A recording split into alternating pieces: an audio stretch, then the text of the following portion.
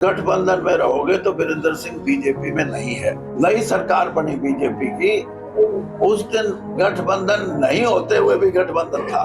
ये कोई प्रजातंत्र की अच्छी मिसाल नहीं है। बीजेपी के पूर्व केंद्रीय इस्पात मंत्री चौधरी बीरेंद्र सिंह हाल के दिनों में काफी चर्चाओं में है। इस बार चर्चा उनके कांग्रेस में शामिल होने को लेकर है, जिस पर उनका बयान सामने आया है। बयान में बीरेंद्र सिंह ने कहा है कि अगर हरियाणा में वो कार्यक्रम रखते हैं तो उनके साथ लाखों की संख्या में कार्यकर्ता भी कांग्रेस में वापसी करेंगे। अगर वहीं ये कार्यक्रम दिल्ली में रखते हैं तो कई हजार लोगों के साथ जल्द ही वो कांग्रेस पार्टी में शामिल होंगे। इसके साथ ही आगामी चुनाव में कांग्रेस पार्टी को हरियाणा में मजबूती देने का काम भी करेंगे। बीरेंद्र सिंह ने यह भी साफ किया कि भूपेंद्र सिंह हुड्डा के साथ उनका कोई भी मतभेद नहीं है।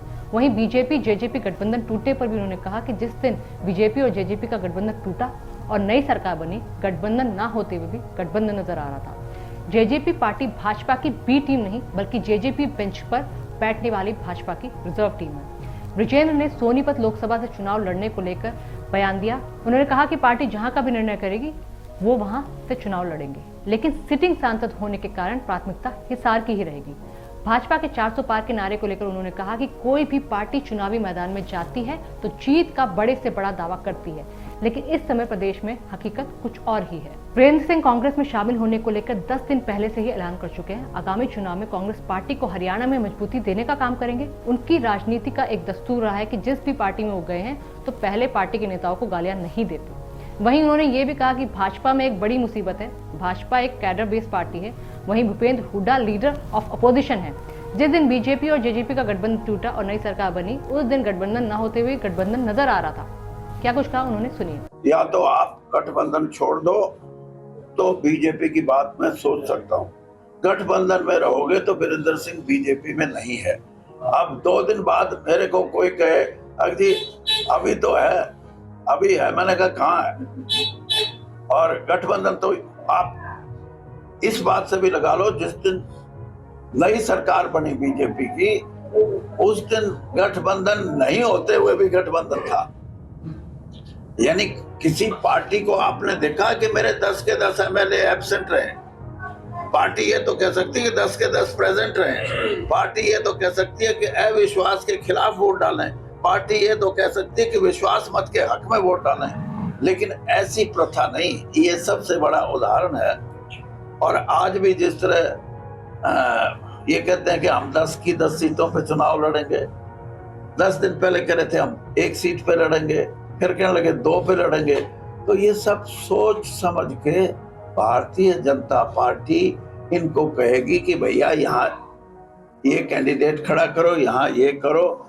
और ये बी टीम से भी बढ़िया, बल्कि बी टीम नहीं मैं मानता, जो किसी भी खेल में जो रिजर्व होते हैं ना, जिनको एक्स्ट्रास बोलते हैं, ये वो हैं बीजेपी के। It's not be team, it's reserve team of BJP. देखिए बात ये है कि उनको कितने मिले, फिर बाहर से क्यों लेके आए। कांग्रेस पार्टी अपने तरीके से फैसला करेगी, क्योंकि इंडिया गठबंधन भी एक बड़ा फैक्टर है। जब भी कभी आप फैसला करते हो, कांग्रेस उसमें सबसे बड़ी पार्टी है, तो उनको कई तरह के डायरेक्शन, कई तरह की दिशाएं देख के निर्णय लेने होते हैं। और हरियाणा का तो 6ठे फेज में है, तो उसमें समय भी कोई 2 महीने। अब कांग्रेस में तो ये भी है कि हमारे खाते सील कर दिए, तो ब्रिजेंद्र सिंह को टिकट मिले तो ये है कि भाई अपने घर से पैसे हो तो खर्च लेना, कांग्रेस के तो खाते। तो ये कई चीजें हैं, ये प्रैक्टिकल समस्याएं हैं पार्टी के सामने, और ये कोई प्रजातंत्र की अच्छी मिसाल नहीं है। उन्होंने कहा कि भाजपा सोच समझकर जजपा के माध्यम से लोकसभा कैंडिडेट खड़े करवाएगी, जहां पुराने नेताओं और कार्यकर्ताओं को एक समान ही समझा जाता है। अभिव्यक्ति की आजादी प्रजातंत्र में सबसे बड़ा हक उन्होंने बताया। वीरेंद्र सिंह ने कहा कि भाजपा के दौरान भी उन्होंने 17,000 कार्यकर्ताओं के साथ ज्वाइनिंग की थी और दिल्ली में हजारों कार्यकर्ताओं के साथ आने वाले दिनों में कांग्रेस में शामिल होंगे। वहीं उन्होंने दावा किया कि हरियाणा में अगर कार्यक्रम रखा तो करीबन लाखों की संख्या में कार्यकर्ता वापसी कर सकते हैं। वहीं कांग्रेस से भाजपा में शामिल हुए अलग अलग नेताओं को टिकट दिए जाने को लेकर उन्होंने कहा कि प्रजातंत्र में पिछले 75 सालों में मैच्योरिटी आई है। दूसरी ओर कांग्रेस की तारीफ करते हुए कहा कि उनके नेतृत्व में कहीं तो मजबूती रही होगी, तभी भाजपा ने उन्हें अपने में शामिल किया था। इसके अलावा भाजपा ने पिछले 10 साल में अपनी स्थिति को हरियाणा में मजबूत करने की भी कोशिश की है। अपने बेटे के बारे में बात करते हुए उन्होंने बताया कि उनका बेटा पहला ऐसा पार्लियामेंट मेंबर है जो धारा के विपरीत तैरने का मादा रखता है। उन्होंने कहा कि उनके बेटे के मन में लंबे समय से था कि भाजपा की विचारधारा के अनुरूप उनकी विचारधारा मेल नहीं खाती। भाजपा और कांग्रेस दोनों अलग अलग विचारधारा हैं और कांग्रेस में वो पिछले 42 साल से हैं। वहीं उन्होंने कहा कि वो जिस माहौल में रहे हैं वहां पर कांग्रेस ही कांग्रेस रही है।